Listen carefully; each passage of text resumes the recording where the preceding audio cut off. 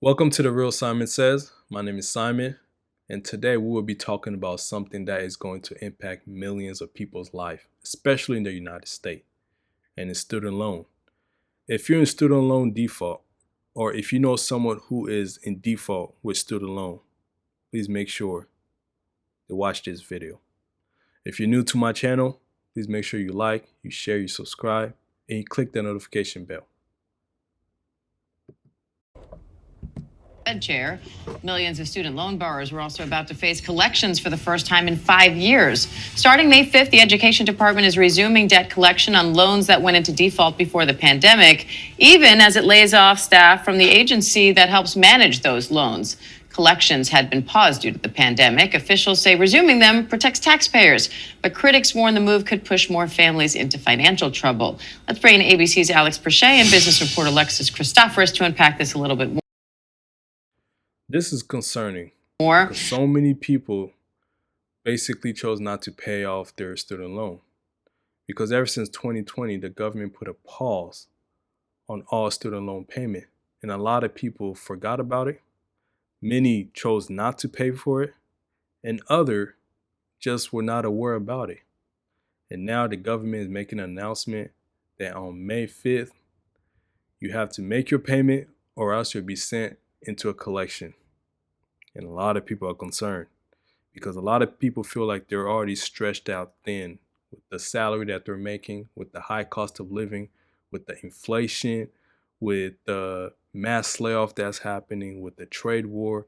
And they just feel like everything's basically just being squeezed out of them. And now for a lot of student loan borrowers, they feel the same way. Let's just start with the basics. What do affected borrowers need to know? You're talking about 5 million people here, Diane, who have defaulted on their student loans, meaning they have not made a payment in at least 270 days. That's about 9 months. We have another 4 million borrowers on the brink of being in default. And remember, this is the first time the government is coming for these payments since March of 2020. So for some people, they've never had to make a payment on their student loans without consequence. And that's the big difference. So if they do not make a payment, there are going to be serious consequences. Borrowers should look out for something in the mail. In the next 2 weeks, the government is going to be reaching out to these folks to let them know they are in default, to urge them to take action to get out of default and to make good on those loans before they have to take other action. Alex, last month, President Trump said he wanted the Small Business Administration to handle student loans, but this new guidance is coming from the Department of Education. So where are these payments going and how are they being managed given the mass layoffs at the department? Well, Diane, I think that's part of the overall confusion here. So obviously the winding down of the Department of Education, using federal student aid through the Small Business Administration. But then we talk about like even so many people that went to school and took out a huge amount of loan to study in like art, writing, and things that probably won't even help them. And they probably have a lot of debt, and now they can't find a job that will support basically the amount of money that they have to pay for student loan. And some of them are nervous because many of them are struggling just to make ends meet. And some of them probably work in a warehouse. They probably work in 2 to 3 jobs. They don't know where to go because it's really frustrating for so many of them, because they feel like maybe college was a scam. You have people who have over 50, 60, 100, $200,000 in student loan debt. And they're probably making about $45,000 to maybe $50,000 a year. On top of that, they have a car note. On top of that, they have a mortgage. On top of that, they have a credit card bill. And on top of that, they have personal loans. Just that $50,000 has to be stretched just for them to be able to make ends meet. And they're probably already struggling as it is, So I can see why the government is basically announcing that on May 5th, they plan on sending people a notice letting them know that you have to make a payment or else you'll be sent to collection, which in a way it's kind of fair. But at the same time, there's other people out there who basically worked hard to be able to pay off their payment, to pay off their student loan. And for them, it's not fair for them to work hard to be able to make a payment for their student loan while other people are not doing it. But this will have an impact in so many people's life, and the consequence can be really, really dire. And the consequence will have an impact in people's daily life. Earlier this week, and that's something that's usually handled by the IRS. And so a lot of borrowers are saying that they're confused as to, where these payments are actually going. I think the bottom line is that if you have federal student loans, your servicer, which for many people that's AidVantage, some people that's Mohela, that is going to continue as is. But if you have any questions, advocates tell us that you can always go to studentaid.gov, and that will tell you who is servicing your loans to make sure that those payments are on time. Now, Alexis, the Department of Education also says they will restart administrative wage garnishment, meaning they can just go into your income and pull it out of your paycheck before you even get that paycheck. So how is that part of this going to work? So it is part of it. There are other things the government can do, and they would lay this out to you in a letter at least 30 days before it were to happen. So it's not just going to magically happen on May 5th if you've defaulted on your loan, that now part of your salary will go to the government. You'll be given ample time to know that's happening, which is why they want you to take action to prevent it from happening. But the government has the right to take 15% of your after-tax income to pay off your loan. They can also take 100% of your tax refund. They can take 15% of Social Security benefits. So there are real consequences here, which is why you can't ignore these notices, and you need to make every possible effort to pay down the loan. Alex, how much money does the government stand to recoup by sending these debts to collection? Well, Diane, the government has the right to take 15% of your income and 100% of your tax return and 15% of your Social Security. So the consequence can be really dire. And like she said, you cannot ignore these payments or else the government is coming for you. It's an unfortunate situation for so many people because we're living in a time where it's really hard for you to find a job, a really stable job. And it's really hard for you to make money in the job that you're working in. And there's so many people who are working a job that they don't like. And so many people basically are living paycheck to paycheck. Now, if the government is able to garnish your paycheck 15%, now imagine someone who's probably paying child support. He has personal bills. He's behind on his water bill. He's probably behind on his electricity bill. And the government is coming to take 50% of that. That can be really devastating for a lot of people. And on top of that, the government plan on taking 100% of your tax return, especially if you cannot make your student loan payment. So many people depend on their tax return, especially during the tax season, because that's when they probably have the ability to gain a small amount of money in their hand. Because there are so many people that live paycheck to paycheck. Because every time they get paid, the money goes to the bills.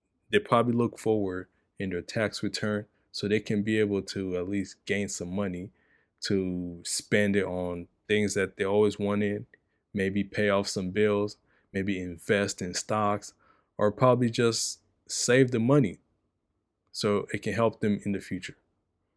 Especially for people who get tax break because they have children or they have company. But there's a lot of people that will be impacted by this, considering that the government can take 100% of your tax return, not even 50%, 100%. That's a lot of money. Now imagine if you put faith into that tax return, knowing that this tax return will help me to be able to pay my next bill. This tax return will be able to help me to probably invest in this, and the government came and took everything away. You will be devastated. And on top of that, the government plan on also taking 50% of your Social Security. Now imagine if you're later age in life, like you're in your 50s, 60s, and even 70 years old, and the government chose to basically go inside your Social Security and take 15%. It's hard for you to probably find a job due to your age, maybe due to your disability, and the government came and took that. So it can be devastating for so many people, and a lot of people will be impacted. Huge portfolio. We're talking about a huge pot of money, some $1.6 trillion dollars in student loans, or a part of that overall portfolio. And when you talk about 2 out of 5 Americans being or currently not making repayments, I mean, that is a huge chunk of that pie. And this is something that the White House has said, times run up on these COVID pauses, and they need to get some of that money back. Alexis, former Undersecretary James Cavall told ABC News that defaults can be devastating. In some cases, they can hurt your credit score. They can impact future student aid. Some states will even revoke your driver's license. So how can people avoid that? Yeah, and it can stay on your credit score, by the way, your credit report for 7 years if you wind up really defaulting on these loans and not doing anything about it. So there are some things you can do proactively. You do want to go to, Alex mentioned a moment ago, going to studentaid.gov. That's going to have a lot of resources for you.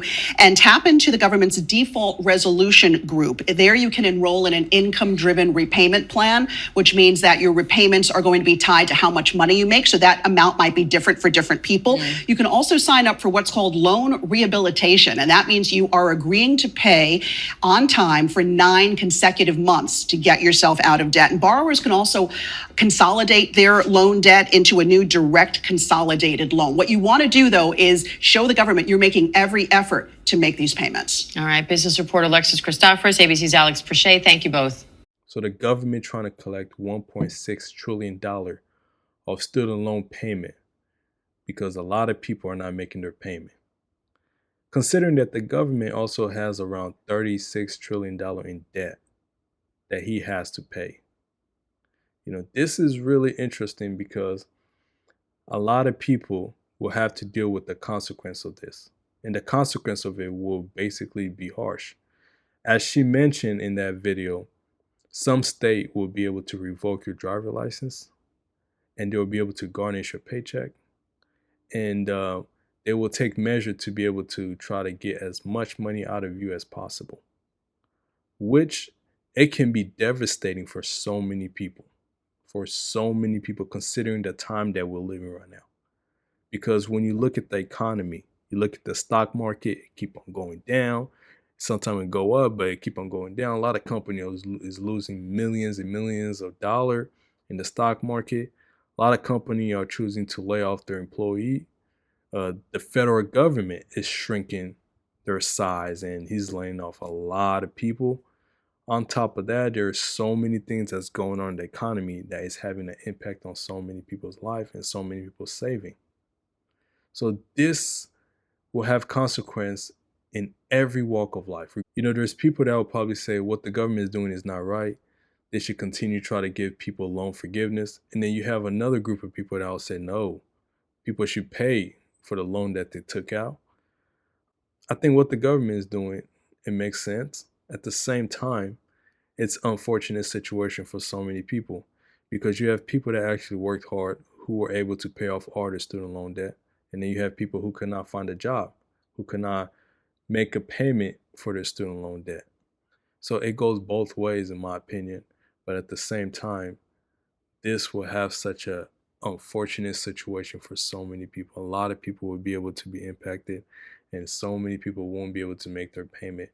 And the government is going to be garnishing paycheck by force, which put people in a dire situation, in a devastating situation, especially if you're living paycheck to paycheck and you're trying to make ends meet in this economy.